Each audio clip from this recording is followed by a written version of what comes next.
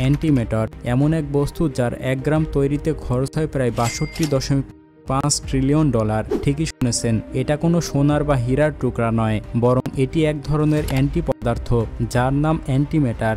যেমন সাধারণ কোনো পদার্থ তৈরি হয় ইলেকট্রন, প্রোটন ও নিউট্রন দিয়ে, ঠিক তেমনি অ্যান্টিম্যাটার তৈরি হয় তাদের বিপরীত কণিকা দিয়ে। আর যখন এই দুই পদার্থ একে অপরের সংস্পর্শে আসে তখন তারা একে অপরকে ধ্বংস করে ফেলে এবং তা থেকেই উৎপন্ন হয় অ্যান্টিম্যাটার।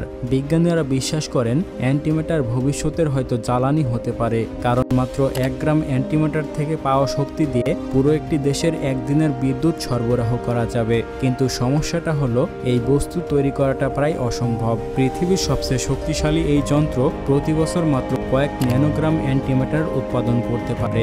আর এই অ্যান্টিম্যাটার সংরক্ষণ করতে হয় বিশেষ ধরনের ম্যাগনেটিক ট্র্যাপের ভেতরে, কারণ এক মুহূর্তের জন্যও যদি এই সাধারণ পদার্থের সংস্পর্শে আসে তাহলে সঙ্গে সঙ্গে এর শক্তি নির্গত হয়ে ভয়াবহ বিস্ফোরণ ঘটতে পারে। এত সীমিত পরিমাণে উৎপাদন ও উচ্চমাত্রার ঝুঁকির কারণে অ্যান্টিম্যাটার আজ পৃথিবীর সবচেয়ে দামি বস্তু।